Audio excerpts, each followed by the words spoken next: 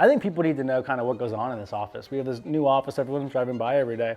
Yeah, I feel like everyone, they see stuff and they assume, they're like, oh, I want to do that. And it's like, do you really? Yeah, I have people all the time. They're like, I'm gonna do my own brokerage. No, no, you don't. Every morning I wake up, there's like 30 minutes of like just anxiety of just like this needs to happen. This doesn't work if you don't love the process either. There's a lot of stress that goes into running a business or businesses. How many agents do you have? 80-ish. Well, in a slow market, like aren't your leads a lot more expensive? That's what's sickening. I mean, we're spending like $500 to $1,000 every time an agent answers the phone. No way. That's the thing. It's like you want to own your own brokerage. You want to spend $1,000 every time the phone rings when people are picky. Why don't we just like shift gears to like this market? There's a lot of like good jobs coming in the door, but like new construction is basically dead. Since we have these talks like every day, why not just capture the magic, right? Yeah. But I mean, yeah, I feel like everyone, you know, they see stuff and they assume, they're like, oh, I want to do that. And it's like, do you really? Yeah. I have people all the time. They're like, I'm gonna do my own brokerage. No. No, you don't. Yeah, because you know, I always tell people, I'm like, well, like, there's two different things in this world. There's like stress. It's like if you have like a shitty boss and you're working like a 9 to 5 and it sucks and you're like just having to work super hard, like you can work through stress. 100%. But like the worry of like, am I gonna make payroll? Like, is this big job gonna come through? Am I, you know, is this client going to lose their mind and cause a lawsuit? Are my agents going to actually sell homes this month? Yeah, exactly. And then are they going to close? That's the biggest stressor. Is like, I mean, we spend like $100 grand a month. So yeah. do you. I mean, it costs like 70 grand a month just to run the company. Yeah, that's like. Well, and that's what will keep you up at night. And I'm like, you know, and I'll have these like every morning I wake up, there's like 30 minutes of like just anxiety of just like this needs to happen. And then like after that, I'm like, no, I'm the man. I got this, you know? But it's just like, that's the thing that you can't just eat through. You can eat through stress. You cannot eat through the worry. Like the things have to happen to make that go away. Yep. Like the money has to come through. But that's why my mantra is always like, there's always a path forward. Because we always just find This doesn't work if you don't love the process either. Like, there's a lot of stress that goes into running a business or businesses. You got to deal with like the people, your leadership teams, your agents, in your case, your contractors and all of that. And if you can't handle that, or if you don't have I think the biggest thing for us is you can match and mirror certain, like every personality type, not just a few. Like if I'm talking to you, it's gonna be different than I'm talking to somebody else.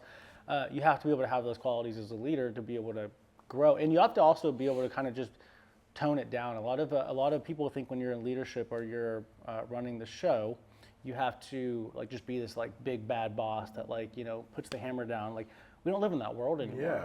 You know, you could have done that to my parents. That's what they would have expected, but we don't live in that world anymore, right? But don't you also feel like I don't feel like I'm bringing the hammer down. I feel like I'm giving everyone everything. No, that's my point. It's like we don't. I see you every day. We're probably too nice. Yeah. Which has its flaws as well, but. Yeah, but it's also like I always like to like lead with like love. Like all of our like subcontractors, they're always like, "You're our favorite boss." Like it's like a very family-oriented thing. And then it's like when you're family, those people don't want to you over. You know, like they're hurt if I'm like, hey guys, like we have this issue, and they're like, dude, let's make it right because we treat each other so well. Yep. So that's the other thing is I'm not like this like tough negotiator that's like making money by paying my guys dirt. It's like I rarely negotiate. I always tell them like, dude, like as long as you're giving me a fair price, we're gonna be fine. And then sometimes you get some people that get a little greedy, and then a price comes back like an outlier super high. And then I'm like, okay, now you're opening the door for me to look elsewhere. I'm the worst negotiator when it comes to I'm the best negotiator when it comes to my clients. Yeah. I'm the worst negotiator when it comes to my agents. Yeah. Because I love them so much, but that's also why they've all stayed, most. How many agents do you have? 80-ish. Just in Austin? Between Austin and Houston. Oh, okay. Majority of them are in Austin. I think we got like 15-ish in Houston. I mean, dude, that's not small. That's pretty freaking huge. And you know what's interesting? We've never recruited. we're starting to get more into the recruiting side of things because we just have never done it. So we don't know what the hell we're doing. We have our ideas of what to do, but I've learned as we've grown, especially being younger when I started the company and being in Austin and the nightlife and all of that, you just meet all of these really cool people. You bring them on as agents. They're kind of your influencers for your brand, which then brings on more agents and more agents. And then if you create an incentive structure around recruiting with the agents, and they just want to bring their friends on, then it always grows. And so that's what we did, and it worked out really well. Just so you got, organically. so organically you got 80 agents. That's insane. Yeah. So imagine if you were like Really tactical about like getting more. I know. But the other thing is you don't. I want more? That's what I was gonna say. Do you just want anyone? No, one of my buddies and old business partners. He's out in Houston. He has his own real estate brokerage, and he's also crushing it. And he's I think he has about 40 agents right now. He's catching up very quickly to where we are. And he called me the other day and was like, I've got 40 agents, and he has a similar model to us where we pay for everything and we give them leads and all of these things. And he's like, I'm trying to like always figure out ways to really add value to each individual agent. And I'm like, okay. And then he's like, but I also like, so he's like, do I want to go get 100 agents? Is that scalable? And I'm like, you can go get 100 agents, but the more agents you get, and it's been hard for even us at Sprout, it's very hard to add value on an individual agent basis because that costs money. Like you can't, like I add value to my agents individually because we spend like $2,000-$3,000 per agent per month on like leads and all like their systems and all of this stuff. But see, that's awesome because that's why someone will be like, what is this brokerage giving me? But when you get, but then when you get to 100 agents, 200 agents, 300 agents, it's almost impossible to do that on an individual basis. Like you have Compass and EXP, they add their value to all their agents in regards to like their systems and their marketplace and their national exposure and all of that. And that's value as a whole to an agent, but that's not individual agent value, right? Well, and the other thing is, if you have 100 people, how many of those are going to be turds? And you're going to be spending $2,000 to $3,000 on that person that's not going to close any of that? And again, so we spend $2,000 to $3,000 a month on a per agent, but not on all 100 agents. Like we have a tiered structure on purpose. Like we have brand new agents coming in, they've got to like show their worth and get into the system. Like it's all based off, a lot of that's based off of the amount of money we spend on leads because we just spend so much money on leads. And right now, leads, everyone, especially Zillow specifically, because I love going on the Facebook forums because everyone just talks so much trash about Zillow. And I think it's hilarious. That's like 50% of our business right now. Well, in a slow market, like aren't your leads a lot more expensive? That's what's sickening. And a lot of agents do know this, but a lot of them don't, especially on a brokerage level. You can go buy Zillow individually. I think they're getting rid of that soon, at least with Premier Agent. I mean, we're spending like $500 to $1,000 every time an agent answers the phone. No way. Yeah. See, and that's the thing that people that's the thing. It's like you want to own your own brokerage. You want to spend $1,000 every time the phone rings when people are picky and they're not really buying like crazy. And look, there's so many brokerage models out there. We just decided to go with this one because I mean Zillow has a really good return. Every dollar we put in, we get $3 out. It works. But you can open a brokerage up where you do a flat fee model. You can open a brokerage up where you don't do leads at all and you add value in other ways like trainings and whatever. But why did you? Because you have to. I tell all my agents this. You have to be good at your sphere and know how to work that very well. But what is this sphere? You need to talk about your sphere of influence, your friends, your family. You're doing open houses, going and networking, like that, managing that. All that sphere. The sphere is just. It's what an agent goes and gets on their own. Right. It's what each individual agent brings to the table. Yeah, they need to be good at getting that, but then they also need to be good at generating leads in some form, whether it's through their brokerage or if they want to do it themselves. You have to be, in my opinion, you have to be good at both because like right now, Sphere is dead, right? It's been dead for probably 8 months, maybe a year in some cases. And I have that's going to follow the market. And I had some agents that really struggled with that weren't on, even here, that weren't on leads, that then got on leads because their Sphere was incredible. And then everything died off and rates went up and people just kind of tapped out. But if you know how to go and procure the leads and find those people and get good at that and learn how to have conversations with people you don't know, then at least you always know where you can go to find business if business isn't there. Mm-hmm. You know what I mean? Because like Sphere business, like a referral those are layups. Yeah. They're all, there's not much skill to converting that person because it's a referral or someone, other than like open houses, that's more. Well, and they know you already. You don't have to like talk up how you can offer value to them and why you're going to be a good agent. That's right. But I guess my question that brings up is like, are there certain agents that are just sphere-oriented agents that can't work the leads? Or do you think everyone has it in them? I'll give you an example. I have an agent in Houston. I love him to death. He's like the perfect agent. His name is Zach Toth, and he's a full-time school teacher. I don't know what I think he's at 10 million this year. Wow. As a full-time That's a awesome. full-time school teacher. I'm like, I haven't asked him yet, but I have my assumptions. I'm like, what do you just like slipping some cards in your kids' pockets and let them go to school, and then they're putting them on their teachers' desks every day? Like, what's going on, bro? Because you're crushing it. That's awesome. I think he is the #1 agent in Houston right now. I mean, because 10 million in this market right now, volume-wise, for majority, that's a top producer in general in this market because it's just so dead. But he doesn't need anything from me. He's just like, hey, just close the deal, or here's the DA to get paid. He's easy, right? So he doesn't need leads or one thing because he's got his own thing going. But well, and then like in this dead market compared to like when it was red hot and every person in the world was like, I'm going to just become a realtor because you could just sell a house by just saying you wanted to sell it. Yeah. How do you like keep morale up when it's like you have to work so much harder and it's delayed gratification, right? So like all these agents, they're working something now that might not come to fruition in 6 months plus. Like, how do you keep morale up? Like, how does that go?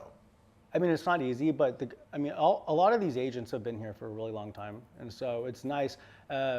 April gets mad sometimes because, I come to the office, and same with you. I come to the office, and basically I hang out with my friends all day, and that's how my agents look at it too. Like they come to the office, they hang out with their friends all day because everyone's just so close, and I'm so grateful that I have that because. Could you imagine not going to an office where you can hang out with your friends? Yeah, I mean, it's awesome to a certain extent, but it's so funny. Yeah, my wife's like, I'm at home all day with the kids, and you get all this social interaction with everyone, and I'm like, I want to kill half these people. You know what I mean? Or like, I'm just like, yeah, but you also don't see all of those other stresses and worries that we're talking about, right? But I also do get that, like, I mean, it's pretty cool. This office is the office awesome. is cool. Our people are cool. Which makes the culture amazing, which helps with morale. But again, we also have the systems like they don't have to worry about when their next deal is going to come. They don't have to worry about where those deals are. They just have to do it. All they have to do is go into the system, start calling buyers, these buyer leads or seller leads that have come in over the past 6 months, year. You can be strategic on how you filter that. But I always tell agents in general whenever they're interviewing brokerages, including like if they're interviewing me, what is it that your broker is going to do for you, or what resources does your broker have for you to be able to have conversations with buyers and sellers every single day? And for a lot of agents, it's like if you don't have an answer for that as a broker to an agent, it might not be a good fit, depending on the agent. Now, if they're a really good agent, they're crushing it on their own, cool, that's easy. Yeah, but that's the other thing is like all these people want to go after some of these like big name brokerages, and I'm like, you're just going to be like a number on a piece of paper. Like what is that they really going to do for you? Because if you can't make it like on your own to a certain extent, in my opinion, going to some big shop brokerage isn't going to do anything for you. It's happened and it never does. It's a cool brand play. Look, a lot of agents leave brokerages in general, especially whenever it's a down market. Just to get like a fresh start. Like a fresh start. Yeah. I've had agents leave, figured themselves out, and came back. And that's great. I love that. That's cool. Yeah, it's a cool. And you always welcome them back, right? Yeah. I mean, that's awesome. Yeah, it is what it is. But no, I don't think, for a lot of agents, I don't think that just switching to like a Compass or a Douglas Elliman is going to change the game for you. I mean, they have their pitches and all of that, but I've never been in a situation, even when I first started Sprout, where I went on like a listing appointment, I was working with the buyer, and they're like, oh, I've never heard of Sprout. I don't want to work with you. Yeah. Right? It's the agent. It's not the brokerage. Well, I mean, honestly, I think it seems like to me, and correct me if I'm wrong, like it's pretty rare for a brokerage to invest that much into their individual agents. Oh yeah, you don't see that often at all. And why did you choose to like do it that way? Well, when I started the company, I came from a lead gen background. I came from cold calling. I worked for Tim Heil at Keller Williams at the time. That's where we met. That's where we met. And But I remember I was a cold caller. I was Yeah. I was inside sales agent, and we were just cold calling. Oh, you were always crushing 5-6 hours a day, generating seller leads. And so my background when I got into the space, because I joined Keller Williams individually before going to the Ohio Group, and the first thing they said in one of their trainings was, I want you to build a list of 100 people, and then I want you to call all of them, asking if they're looking to buy, sell, or invest. That's like the most used model. thing that they want you to say. And I was like, I'm not going to do that, because I was new too. Like, I'm not going to call my friends and family. I want to get good first, and I want to fail on people I don't know. Yeah. To where then my people are going to start calling me because they're seeing deal flow come in. Man, that's the thing. You can't make this into like a pyramid scheme. You can't be like, oh, I'm selling LuLaRoe now. Let me go bother all of my friends and family. It's like you need to start crushing, and then people be like, dude, like you're killing it. Can you help me out? 100%. And then it just happens organically. Because, dude, the same thing with construction. It's like, I was like, I need to go do all my own like investment projects and stuff and like learn everything. And then it's like only can you start working for family and friends when you're like good at what you do. Yeah, you have to build credibility. But it's kind of like, dude, that's a tough thing. It's like a chicken before the egg thing. Like a lot of people, their parents might be like their first big sale which is or fine. something. Yeah, which like makes sense, right? Like, but like, yeah, you can't just go and like, like you could really bomb your sphere day one by hitting up that whole list and it all up. And who knows how many people that person knows within your sphere. Yeah. Like at least if you get like a Zillow lead or just a random person that you don't know, if you mess up a little bit, it's not like the end of the world. Right. But you also need to have broker support, at least as an agent. Like if you're doing I have all my agents none of them are on their first deal anymore, but when they were, like I would be so involved on their first, second, third deal. I would get on the phone with the clients if I needed to. I'm always checking the agent contracts in the back end in like 2 seconds just to make sure that it all looks good before they send it off to their client. Going into the little details that actually, like even the body of the email whenever you send your first offer and what to put in your offer and how to do it, like all those little nuances make a big difference. Why don't we just like shift gears to like this market? Yep. I'm interested to see like what you're seeing on the realtor side, because from my perspective, new construction is really, really slow. We have some really, really big projects of like very wealthy people, but it's far and few between. So like remodels are screaming right now because interest is so high that people are locked into this rate in like the 2 or 3%. They just want to remodel their house with cash without getting a construction loan or without buying a new property. So like for me, huge remodels doing really, really well. I even have a lot of like kitchens and baths and stuff going on. So it's like there's a lot of like good jobs coming in the door, but like new construction is basically dead. Mm-hmm. And like, what are you seeing on your? It depends on the.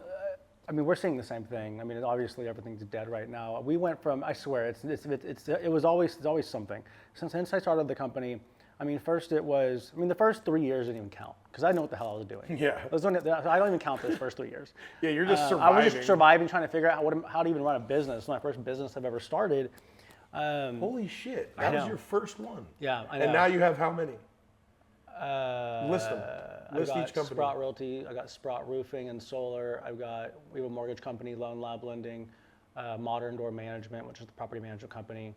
And now we're starting a software company in the HOA space. And staging. In staging, yeah. That's insane. Yeah. Now I'm not like heavily involved in all of those. You learn after you start a business, you learn pretty quickly that in order to scale, like my roofing company, like my business partner Dustin has been in the roofing industry for like 10 plus years. Yeah. And so if you leverage the right people and you understand how to like put the model in place and the systems and the brand and putting all the front end stuff up, it's easy to manage. Yeah, right. You find a person that's badass, that's like your CEO, right, and you have them run with it. But like honestly, another thing that I've found too is like I always tell people, like get good at your like one thing first. 100%. That's like crush it in real estate, like crush it in construction, and then you can start to dabble. Because what I see a lot of people do, they're like, I want to be a serial entrepreneur, and you start 10 different things, and 9 of them suck, and it's making the one thing that works suffer. Yep. Everyone will say that.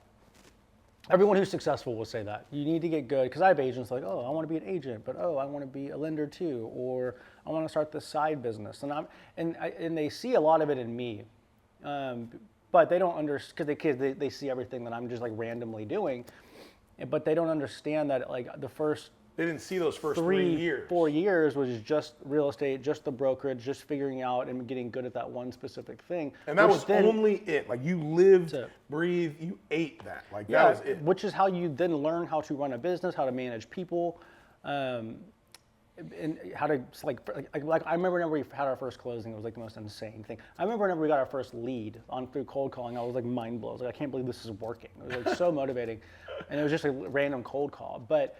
You have to get good, especially if you're a business owner, entrepreneur, whatever it is, get really good at that, what business that you're in.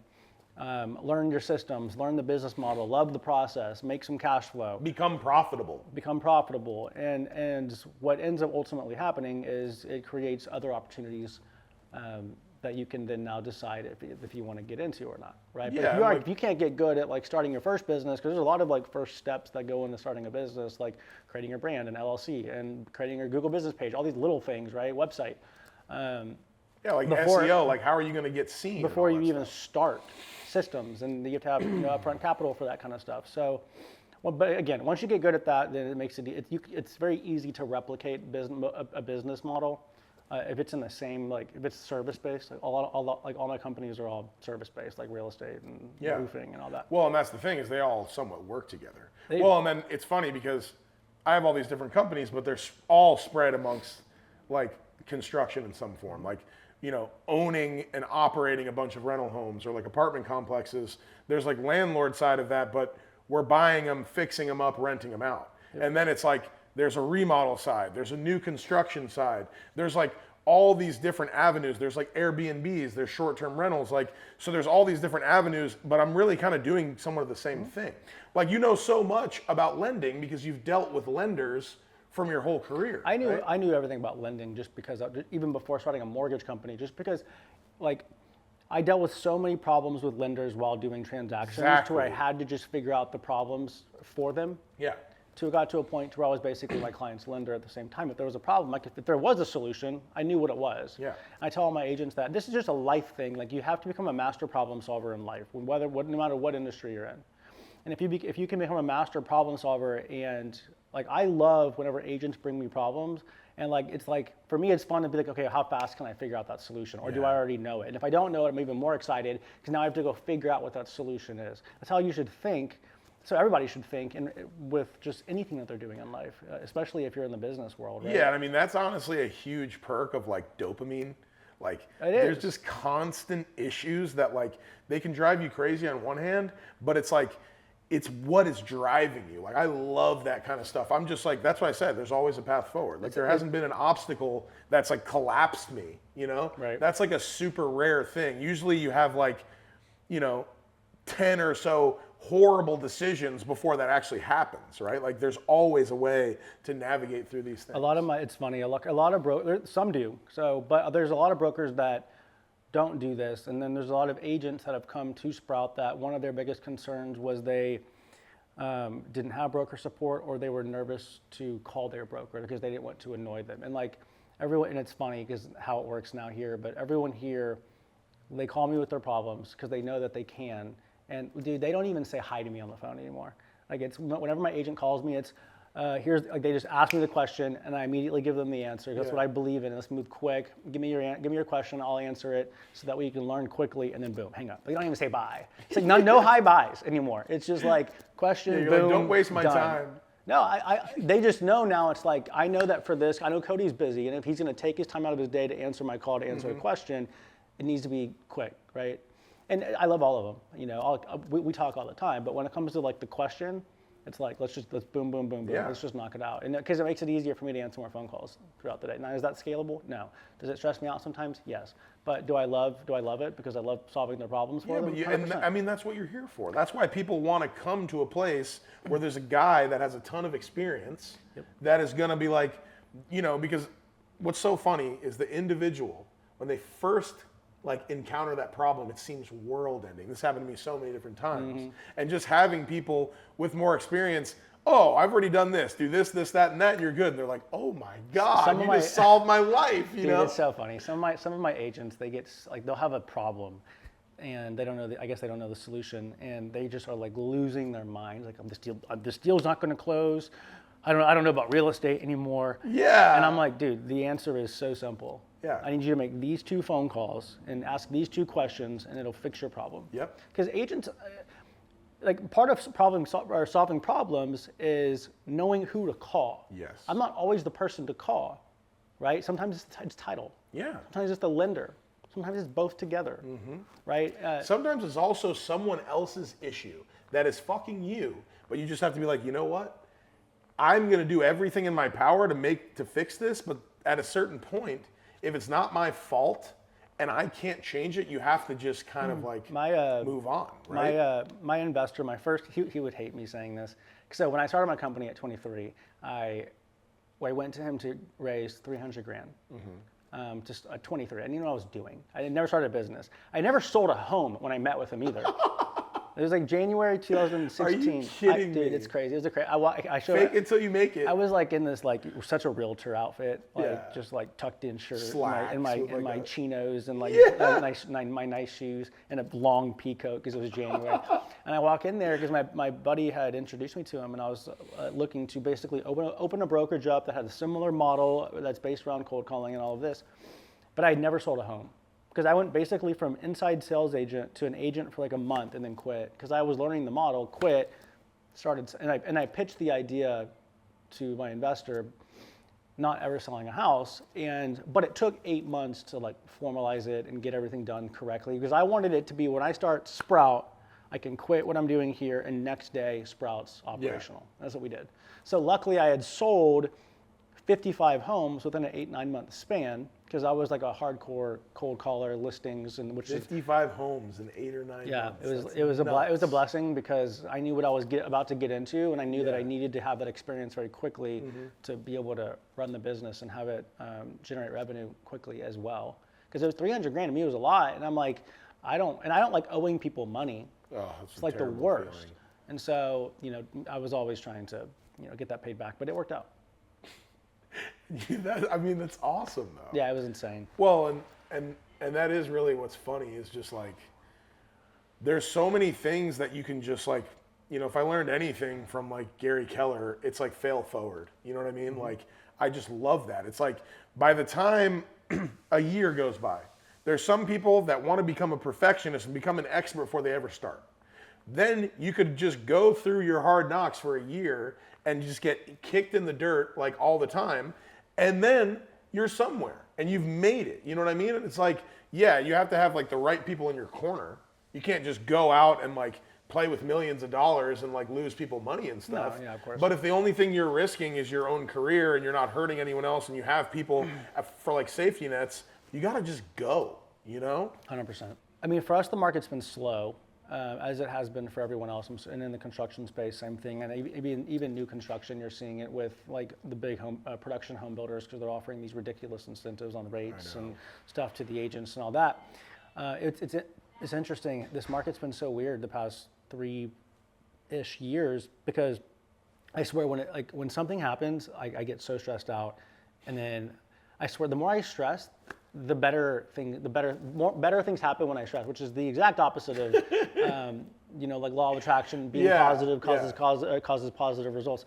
But like the first thing was COVID, and I was sitting on this. We had a couch here at one point before we remodeled, and it was like and I was just sitting there like this, like all slunched over, because they were like, oh, we're going to be going into a 2-week shutdown or whatever, and I was like, it's over. I was like, we're done.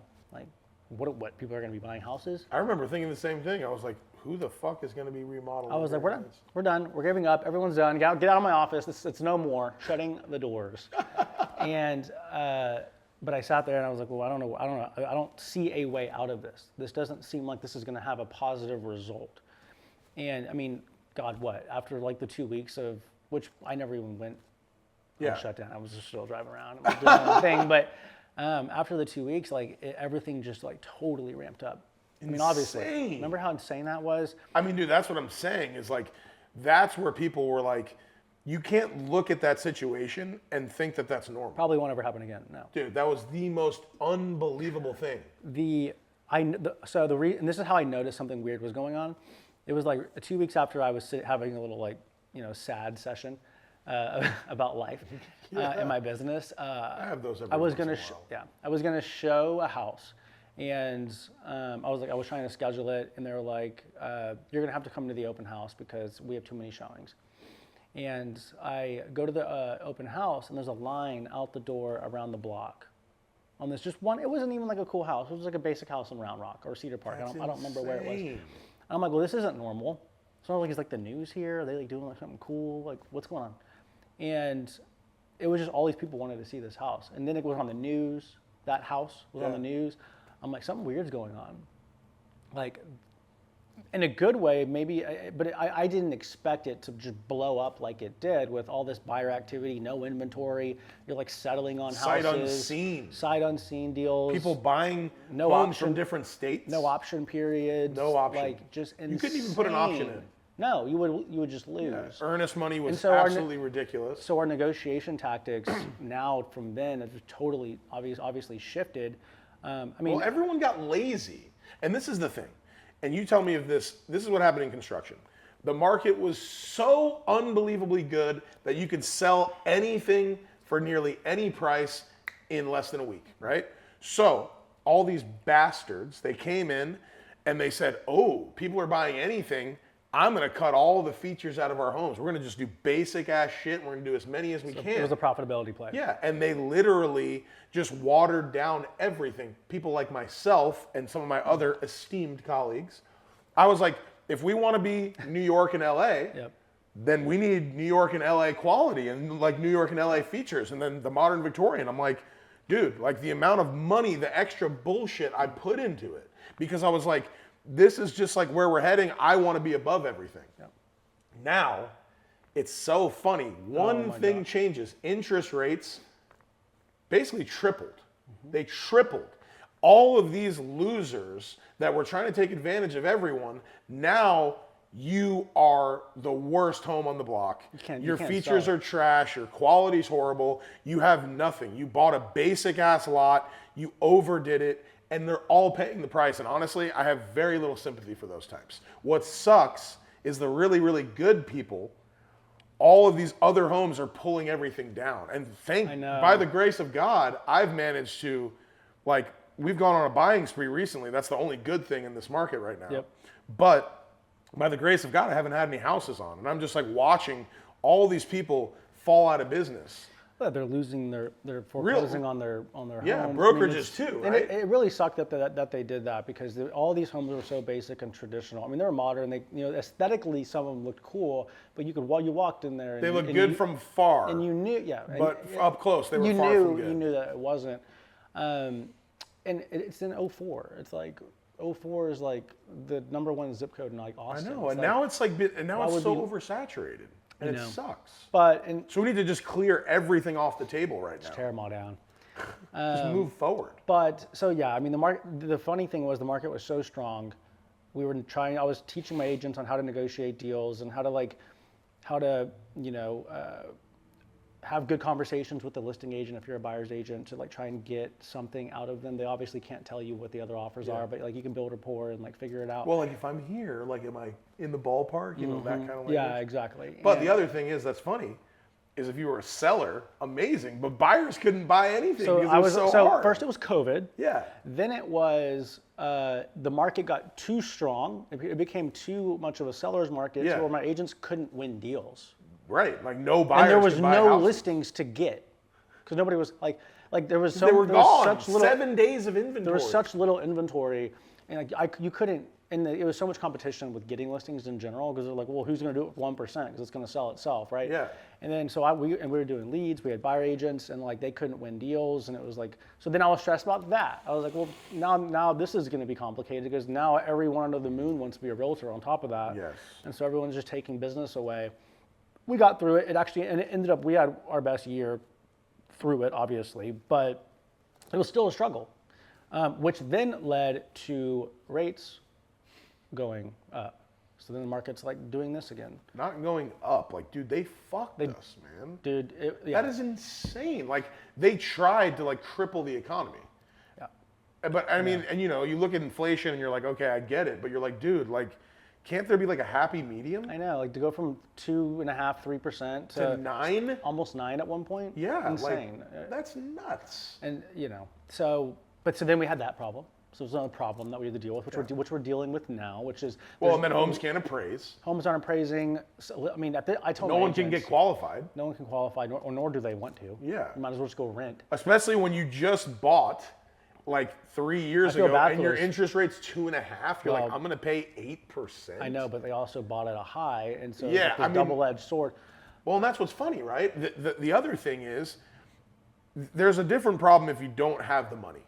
If you have the money, why would you not be buying right now? It is such an incredible time You can to buy. literally, especially if you're an agent, you can get the best deal for yourself. You're trying to buy like investment properties. Yeah. You can probably negotiate a higher commission, maybe 5-6% commission towards your down payment. You can get your seller credits. You can get like your rate buy downs. Yeah. For me, it's amazing because I can get the commission. I own a mortgage company, so I get my lending at cost. Yeah. On top of negotiating the deal. So if I want to go get an investment property, Yeah, talk about the monopoly that you're running, and let's see how the IRS feels about that. I'm sure it'll be fine. I'm sure it'll be fine, right? You're like, right? I hope. But that's why we started all of them, right? If you have for real estate, you have a brokerage, that's your foundation. You're doing 400 or 500 deals a year. Now you can start roofing and be the catalyst to get deals for roofing and lending. You're the catalyst for getting deals to. well, and then to it's like, lending. there's all these ancillary things like moving companies and staging companies and interior design and like all this stuff that like you're getting all these people that want these things, so it makes sense. What's crazy, and so Zillow is great for a lot of reasons. One of the reasons being the data that it provides us in regards to consumer behavior, because it'll tell you, like, if our lead flow goes way, way down, which it did, it went down like 30% at one point. If no one's inquiring on Zillow to request showings, then that just means that, and it was way down. That means they're not out there. Yeah. So you can tell a seller all day, oh, I can sell your home. But if I have the data that shows me what consumers are doing, and because we just have so many leads and we just have been doing it for so long, to where it's become a problem now, and it's crazy to me because I'm like, as a buyer, unless you just can't. That's what I'm saying. That there's a difference, but it's like, dude, look at what you paid. You paid $500,000 more with a quarter of the interest rate. Yep. Now you're paying maybe even like, dude. I can get them $100K off in not all cases. Nothing. $100K off and this is, so we're talking regular price points, Yes. $500-600K. Right. I can get $100K off the price. That's I can insane. get the closing costs completely covered, the 2-1 buy down completely covered, probably the couch in the living room if they like it, like fridge, washer, dryer. Like some of the deals I've done are like, we didn't go through with it. I was working on a deal in 2004. It was a higher price point, but we got it like, I think it was like 150, 200K off, plus all the furniture, all the way down to the silverware. Dude. And it was like a steal. And they didn't go through? They didn't move forward. Dude, and that's the thing, because I mean, we're buying lots now. We've gone on a spree. Like we're looking at lots that were nearing 3 million at the height that we're getting for $1.5 million now. That's insane. Dude, we're getting almost like Who's your listing agent? different people, you know, people that are worthy of my business. Not me. Like that. Hey, not me. Not me at all. I'm not your guy. You gotta bring me something, you know? How I brought you more than enough, John. Look at the building we're sitting in. Oh, what? The one that I built? Okay. Well, you wouldn't have known about it otherwise. Who came to your Victorian fair and complained to you about my problems I was running into because I didn't get enough money for a construction loan? You definitely, we do have a good thing going here. I know we do. I think we gotta We probably wrap her up. No, I mean, dude, this is awesome. No, This could be like a weekly thing. Well, and the other thing is like, we covered so many different topics and it's good to just talk, but it's like, you know, now we can like hone in on different issues for like each talk. And It'll be interesting to see the engagement from this. I've been wanting to do this for such a long time because I've been personally, I've been so like nervous and scared to like put myself out there on video Why? I don't know. It's an insecurity that I have, and a lot of people do. And I give so much credit to all of the people out there, agents, builders, like you do an incredible job that post all of these all these great video content. And I'm over here as a broker, and I'm like, man, I've got to do something. I'm so insecure about like I'm going to say something wrong or whatever, right? But I know I have to do it. Let me say this though, that is a universal problem. I know. You know who helped me? It's freaking Derek. I mean, he was like, I was like, whoa, like you think I'm actually like cool and like I have good stuff to offer, and you know, it's just like I feel like everyone thinks that, but then you just do it enough. Right. And the other thing is, you don't want to like mess up. You don't want to mess up and show people like how big of a dirtbag you really are, you know? No. Yeah. that's probably That's your problem, John. So, I mean, Yep. we'll just keep crushing it and just kind of hit these every week, bro. I love it. Thanks, dude. Yeah, That was man. awesome. Thanks for having me. Of course.